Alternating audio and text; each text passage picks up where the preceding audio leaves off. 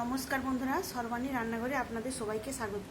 বন্ধুরা, আজকে আমি একটা বিশেষ মশলা দিয়ে এই মুসুর ডাল হাতে মেখে অপূর্ব স্বাদের রেসিপি আপনাদের সঙ্গে শেয়ার করব, যেটা ভাত বা রুটির সঙ্গে খেতে দুর্দান্ত লাগবে। আশা করি বন্ধুরা আজকের রেসিপি আপনাদের ভীষণই ভালো লাগবে। তাহলে চলুন রেসিপিতে যাওয়া যাক।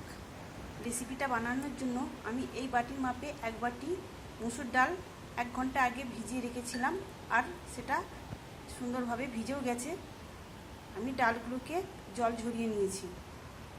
এখন এই ডালটাকে একটা মিক্সিং বোলের মধ্যে ঢেলে দেব।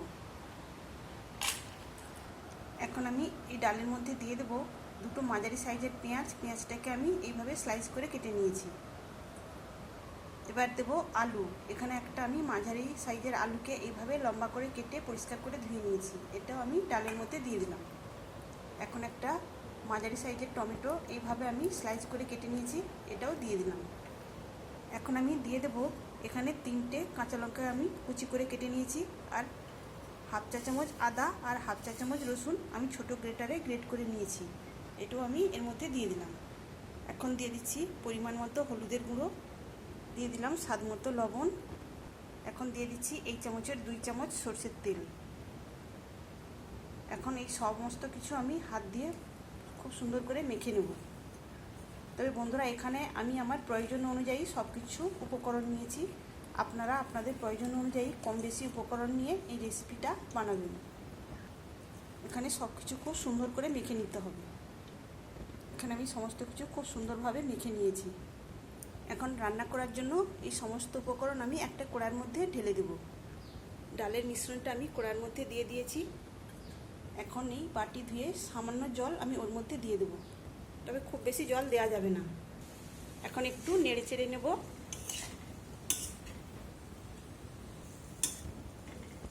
এইভাবে নেড়ে চেড়ে নেওয়ার পর আমি ঢেকে দেব 5 মিনিটের জন্য, আর আমি আঁচটাকে মিডিয়ামে করে দেব। সেই ফাঁকে আমি একটা মশলা বানিয়ে নেব। মশলা বানানোর জন্য এখানে আমি নিয়েছি 1 চা চামচ গোটা জিরা, আর নিয়েছি গোটা ধনিয়া 1 চা চামচ।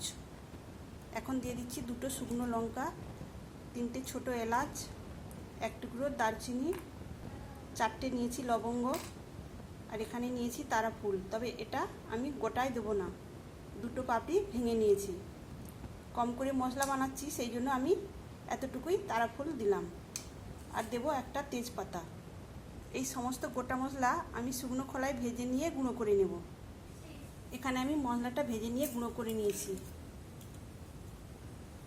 এই বিশেষ মশলাটা যে কোনো রান্নাতে দিলে সেই রান্নার স্বাদ এবং গন্ধ দুটোই হবে অসাধারণ। এদিকে 5 মিনিট পরে আমি ঢাকাটা খুলে নিলাম, দিয়ে আবারও আমি নেড়ে চেড়ে নেব। তবে বন্ধুরা, এর মধ্যে বেশি জল লাগবে না, কেননা মুসুর ডালগুলো আমি ভিজিয়ে রেখেছিলাম, অনেকটাই নরম হয়ে গেছে। আর এইভাবে লো টু মিডিয়াম আঁচে রান্নাটা করে নিলে খুব সুন্দরভাবে সেদ্ধ হয়ে যাবে। তাছাড়া টমেটোও দেওয়া রয়েছে, এর মধ্যেও যে পরিমাণ জল রয়েছে এতেই রান্নাটা খুব সুন্দরভাবে হয়ে যাবে। আবারও ঢেকে দিলাম মিনিট 4 জন্য। সেই ফাঁকে একটা ডিম আমি ঝুড়ো করে ভেজে নেব। একটা ডিম এখানে ফাটিয়ে নিয়েছি, এর মধ্যে এখন দিয়ে দিচ্ছি পরিমাণ মতো নুন। এখন ডিমটাকে খুব সুন্দর করে ফেটিয়ে নেব। ডিমটাকে খুব সুন্দর করে আমি ফেটিয়ে নিয়েছি। এদিকে ডিমটা ভেজে নেওয়ার জন্য ফ্রাইং প্যানের মধ্যে সরষের তেল দিয়ে দিলাম। এখন এই তেলের মধ্যে ডিমটা ঢেলে দিলাম। ডিমটাকে ঝুড়ো ঝুড়ো করে আমি ভেজে নেব। ডিমটা আমি ঝুড়ো ঝুড়ো করে ভেজে নিয়েছি। এখন এই ঝুড়ো ডিমগুলোকে আমি ঢেলে নেব। এদিকে মিনিট 4 পরে আমি ঢাকাটা আবারও খুলে নিলাম। আর এখানে দেখুন বন্ধুরা, সব কিছু খুব সুন্দরভাবে সেদ্ধ হয়ে গেছে। আর এই রেসিপিটা মাখা মাখা খেতেই ভীষণ ভালো লাগবে। একটু নেড়ে চেড়ে নিয়ে এখন আমি এর মধ্যে দিয়ে দিলাম সে ভেজে রাখা ডিম ঝুড়ি। এখন দিয়ে দেবো সেই বিশেষ মশলা, 1 চা চামচ দিয়ে দিলাম। বাকি মশলাটা আমি অন্য রান্নাতে দিয়ে দেবো। মশলা আর ডিম ঝুড়িটা আমি সব কিছুর সঙ্গে ভালো করে মিশিয়ে নেব নেড়ে চেড়ে।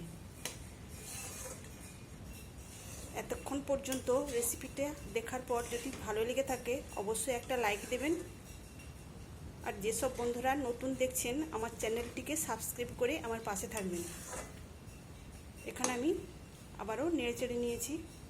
সবশেষে আমি এর মধ্যে দিয়ে দিলাম ধনেপাতা কুচি। তো ধনেপাতা কুচিটা দেওয়ার পরও আমি একদম মিশিয়ে নেব খুব সুন্দর করে। বন্ধুরা, আপনারাও অবশ্যই এইভাবে মুসুর ডাল হাতে মেখে রান্না করে ভাত বা রুটির সঙ্গে পরিবেশন করবেন, দেখবেন ভীষণই ভালো লাগবে। এখানে রান্নাটা আমার হয়ে গেছে, এবার নামিয়ে নেব। তাহলে বন্ধুরা, আজকের রেসিপি আপনাদের কেমন লাগলো অবশ্যই কমেন্ট করে জানাবেন। আজকের মতো আসি, সবাই ভালো থাকবেন, সুস্থ থাকবেন, ধন্যবাদ।